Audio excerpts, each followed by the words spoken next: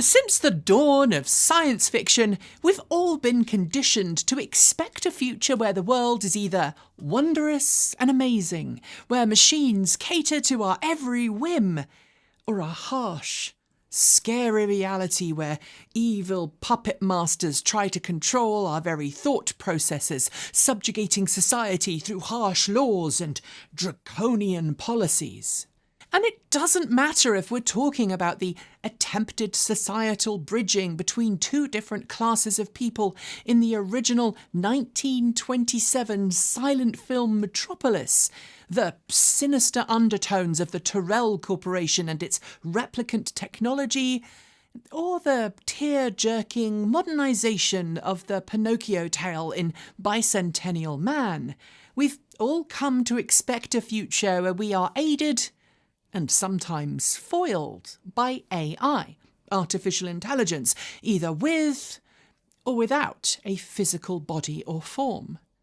And while in the movie world, super smart computers and artificial intelligence have become mainstays for exploring character tropes as old as storytelling itself through characters like HAL 9000, Peanut Hamper, the Terminator, Skippy the Magnificent, and yes, even data.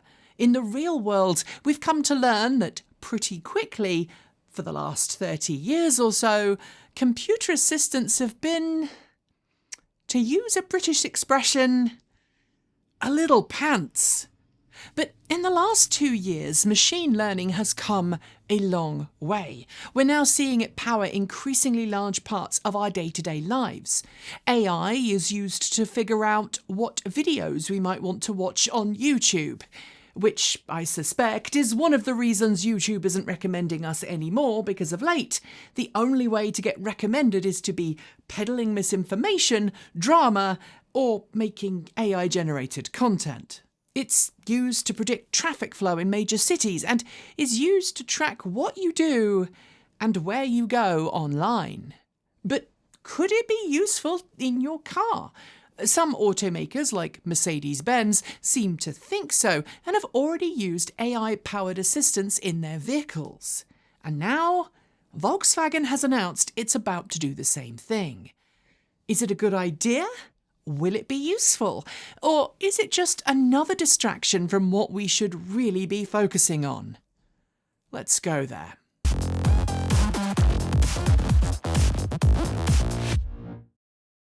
The name ChatGPT has become synonymous with artificial intelligence in the last 14 months, just as Hoover became synonymous for vacuuming, Google became synonymous for looking up something online, and supercharging became synonymous for fast charging an electric car.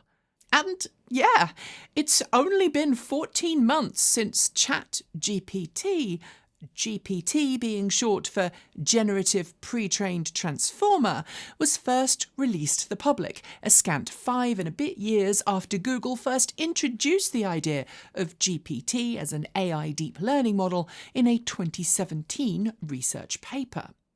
One of the reasons ChatGPT has grown so quickly in recent years is that it's very good at communicating with humans using whatever language said humans prefer to use. Its whole purpose is to use natural human conversation to gather and provide information. The accuracy of that information is highly questionable. Indeed, often it's outright fabricated and downright wrong. But it sounds good. Instead of requiring end users to input a series of predetermined commands to get the information they desire, ChatGPT can predict what an appropriate sounding answer would be for any input it receives. It can determine, or so we're told, what the subject is in a sentence without that being explicitly identified. It can provide answers to complex questions, and it has some ability to create answers that feel like they're contextualized to what's actually being asked. Which is why automakers are now starting to look at ChatGPT as a way of communicating with car drivers.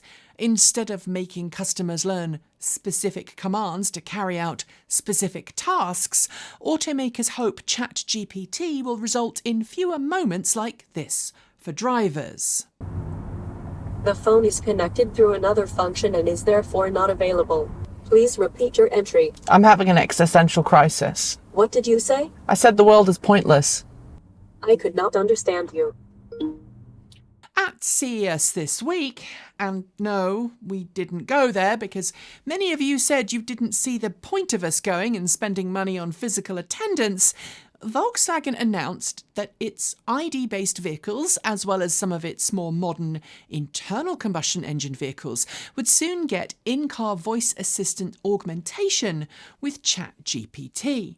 Starting in the second quarter of this year, the automaker plans to roll out over-the-air upgrades designed to bring ChatGPT capabilities to its IDA voice assistant, using a third-party integration from software company Cerence that's capable of bridging the gap between OpenAI and Volkswagen's in-car systems. Stating that Cerence offers, quote, automotive-grade ChatGPT integrations, end quote, Volkswagen executives say its new assistants will, quote, provide relevant responses to nearly every query imaginable, end quote. Of course, the primary application of such technology in an automotive application is doing things like improving the navigation system, assisting with specific vehicle functions like adjusting the cabin temperature, or perhaps, in an EV-specific instant, helping locate and navigate to a charging station when you're travelling away from home. But is ChatGPT really ready for such a task? And is it a distraction from what we really need to be doing, which is making more affordable, easily repairable electric vehicles for the mass market? There are multiple sides to this all. In one corner, there's the very well-known fact that we humans are incredibly lazy, and we're more than willing to get technology to do things for us that we could quite easily do ourselves with a little planning or practice. And here, I'm an absolute hypocrite. I am. I'm a big home automation fan, and I love using computer technology and programs to make my own life easier by integrating various things in my home. I'm also likely never to be the ruler of anything, so having some perceived control over my home gives me the same kind of power kick as pulling out the 32-foot Borden reeds and using both feet to blast the Vida Toccata at full pelt in some cavernous church or concert hall. And since I no longer play a church organ, all I have is Home Assistant. In another corner, we have the real-world knowledge that most people, like it or not, use their mobile phones as their primary form of navigation and communication when they're in their car. Add to that the fact that it's well known that a large percentage of people never actually use the technology that their car came with from the factory, be it a brand new model or one they acquired used. Not everyone is tech savvy, and not everyone wants to be tech savvy. And frankly, most normal people don't want to spend hours and hours sitting inside their car learning exactly how to use some new software that came with their vehicle. It could be argued that making an onboard technology assistant easier and more conversational to use through something like ChatGPT might make it more likely that customers embrace in-car tech. And it might even result in people wanting to pay extra for the function and whatever associated subscription services come with it. But at the end of the day, the reason why so many cell phone mounts are made and sold each year is because people like what they know, and they know what they like. Next, we've got the legal argument. Using something like ChatGPT in car could make drivers safer on the road, and in parts of the world where it's illegal, quite rightly so I might add, to hold or even interact with your smartphone, I can see some merit in this argument, especially in markets where even interacting with Android Auto or Apple CarPlay could land you in hot water if it results in you taking your eyes off the road or your hands off the wheel. Making our roads safer is certainly a noble and worthwhile cause, and one we all at this channel stand behind. But I'm also going to argue that while being able to talk to your car in the same conversational tone that you might be able to talk to the person sitting next to you in your vehicle, allowing yourself more time and space on your daily commute would work equally as well. Which brings me to M, our videographer. Unlike many people who jump in the car and will pull away while strapping themselves in and setting their destination, and I'm guilty of that, M sits in their car and waits until they're actually ready before leaving. I've watched them. I do it fairly regularly. After a busy day at work, they go to their car, sit there, set their destination, get their temperature set and the sat-nav programmed, and pick their music. Then they leave. And that means that they're more attentive on the road and less likely to screw something up. And if the car is well designed and the human-machine interface inside the vehicle is well built, it frankly shouldn't be bothersome or indeed distracting to switch the radio station, adjust the volume, or turn on your heated seats. It's only when you're in a vehicle that's unintuitive or where controls are unclear that you perhaps need to search for an alternative way to do things. But that should be an automaker problem to solve, not one that just requires more technology to be thrown at it. Which brings me specifically to the need of AI, or ChatGPT, in the first place. Current in-car voice assistants are terrible. That's pretty universal. They work by utilising local speech recognition, something computer science has been more than capable of for at least 30 years. But just like the pretty shoddy speech recognition in Apple Mac OS 9 from the late 1990s, in-car speech recognition doesn't do well with different accents or regional variations in phrasing and pronunciation. If I'm driving a car in North America and I try to use voice recognition, I often have to put on a very bad faux American accent to get the car to do what I want it to do, which, let's face it, is also a distraction from the matter of driving. Sometimes the car doesn't understand and I have to repeat myself, and the entire process carries on in an endless cycle until I either give up or the car finally gives me what I want. Frankly, usually it would be easier and safer to just pull to the side of the road, do the thing I want to do manually, and move on. More modern cars that I've had the pleasure of driving do understand contextual statements like, "I'm cold," and will happily put the temperature up in response. But navigation is still very much a hit and miss affair. Even using a more sophisticated voice assistant like Apple's Siri can result in incorrect destinations being set, misunderstandings over what I want, and endless, poorly dictated text messages to my friends. Yet, with some contextual understanding on my part, and some practice, again, on my part, I can get simple tasks carried out with reasonable accuracy again and again. Is it easier than doing something by hand? Often, no. And just like those parking assistants that will reverse your vehicle into a parking space auto-magically, scaring everyone behind you into staying away while your car gingerly puts itself into a tight space with the confidence of a 17-year-old in their first driving lesson, using voice-based assistants to accomplish something is often a whole lot slower than just doing it yourself. Sure, ChatGPT is making astonishingly quick progress at the whole conversational language thing. These days, it's capable of so much more than even it was 14 months ago. It can have a full conversation with you, it can formulate opinions based on its past interactions, and it can become a full-blown racist.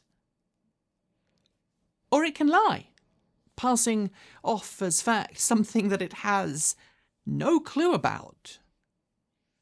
Or it can agree to sell you a car for $1. Or it can use your input to build a better picture of who you are, giving automakers and software companies more data and more ideas as to what exactly it is that you can be sold. Look, ChatGPT sounds like it knows what it's talking about, but all it's doing is using probability to guess what the next word in the sentence is likely going to be. It's not really any more than spicy autocorrect. How you integrate that with a system that's required to give you the correct answer, not the one that sounds just good, is incredibly challenging. And when you ask for directions to your nearest coffee roasters and it directs you to an abandoned building surrounded by razor wire and tells you in no uncertain terms that the place is open and gets a 5-star review, or when you ask it to find a compatible rapid charging station and it directs you to plug your car into the USB port, none of us here at the channel will be surprised. There's a really good reason that ChatGPT is now being called mansplaining as a service. I'm not going to lie. I don't know the full ins and outs of what Volkswagen's ChatGPT integration will offer customers. But it's worth noting that in order to use ChatGPT, you also need an internet connection between your vehicle and a processing centre. That's not going to be cheap. And either you have to pay for it, or you have to pay for it by being the product sold to someone else. Sometimes you might have to do both. And let's not also forget that something like ChatGPT is going to rely heavily on you having internet access at all times while you're driving. Now, I don't know about you, but I live on the west coast of the US, in Oregon, where cellular dead zones are often the norm in rural areas. It might be different in some parts of the world, like densely populated cities, parts of Europe, or perhaps even the US East Coast.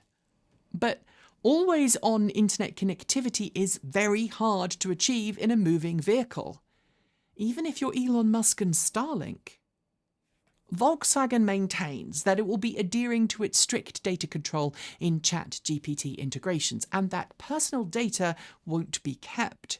It told The Verge this week that questions and answers to ChatGPT will be, quote, deleted immediately to ensure the highest possible level of data protection, end quote. But ChatGPT, like any assistant, works best when it knows something more about you than your name and location. And the thing about AI is that it will, and does, make leaps of inference with the data you provide it.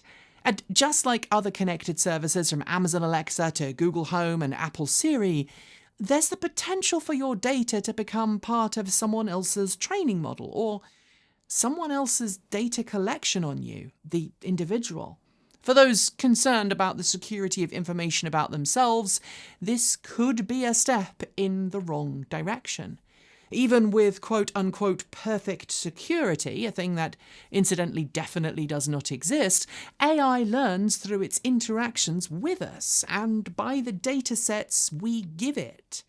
Artists and musicians are already finding that AI is quite happily plagiarizing their creations when asked to create a new piece of art from a particular set of textual prompts.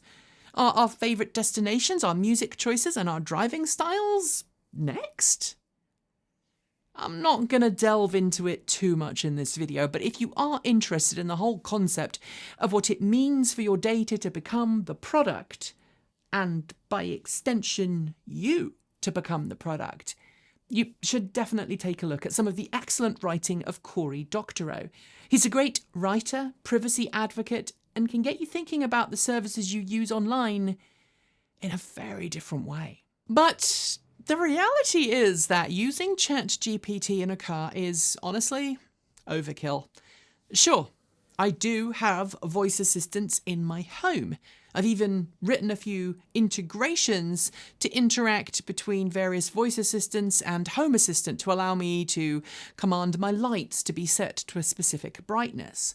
But while I've tinkered with ChatGPT and Home Assistant and honestly haven't found it all that useful or practical, I've basically fallen back to very basic voice recognition and procedural if-then logic to accomplish my own in-home voice-based home automation. It's easier for me to learn the syntax and a few commands and do everything in home than it is to give ChatGPT unfettered access to my home and have it do everything on my behalf. It's also a lot cheaper. Oh, and if you are curious, I'm going to link to a video in the description of what happens when we give too much control to AI tech without first fully understanding what it's capable of. Like the science fiction is fond of saying, I'm sorry, Dave. I'm afraid I can't do that. So while I'm sure there's a pretty large swathe of people watching this out there who grew up in the 80s and would love to have Kit inside our car, interacting with us and telling us what we can and can't do, the reality is that, well, science fact is rarely as clear-cut or as easily usable as science fiction. And when we add all of that together, the cost to develop the integration, the complexity of AI pipelines and the data connectivity requirements, not to mention data privacy concerns, all for vehicles that spend the majority of their time sitting parked, you have to ask if there's a better way to leverage AI technology as an automaker. And honestly, we think there is. Using AI to develop and iterate new and more robust battery cell chemistries, developing better battery management systems, and using AI to develop cheaper, lighter parts that use less material and lower the cost of producing cleaner, greener vehicles that everyone can afford, is a much better use of AI. But sadly, that's not the cool gadgetry that sells cars, even if most of us just want to get from point A to point B as smoothly and as efficiently as possible while being warm, safe, and comfortable. Beware tech for tech's sake. It's something it often seems we just cannot resist in the EV world. Thanks for joining me today, and if you've got thoughts, make sure you leave them below in our Discord chat room, or you can reach out to us on Mastodon. Thanks to the amazing list of people scrolling by on your screen right now. They are some of the more than 1,500 people who help fund this channel through Patreon and YouTube, covering our bills, paying our team, and making sure that we can be 100% independent. If you'd like to join them and see your name listed here, just follow the links below. There are a range of different tiers you can sign up for, from as little as $1 a month, or if you pay yearly, about $10.08 per year. A huge welcome to our newest supporters: Tantalus A. Bond, Michael Baker, Christopher Lawrence, David J. Stober, Noah Tutak, and Ian Hoffman. To join the list and get your shout out, become a paid Patreon member for your week of fame. If you'd like to support us with a one-off donation, you'll find links below to make Ko-fi and Bitcoin donations, and we even have an old-fashioned PO box you can reach us at, address also below. And if you're in need of some swag, you'll find our swag store in the down below. This month, we're celebrating electric for everyone with an amazing new t-shirt design by our in-house artist and animator, Erin. Get yours today by heading to our Redbubble store. We've got some fantastic content coming up, so make sure you're subscribed on PeerTube or YouTube, and we'll see you very soon. We make new videos every Monday, Wednesday, Friday, Saturday, and Sunday. If you want more, the mighty algorithm thinks you'll like this video, but we all think that this one is also well worth a look. See you soon, and as always, keep evolving.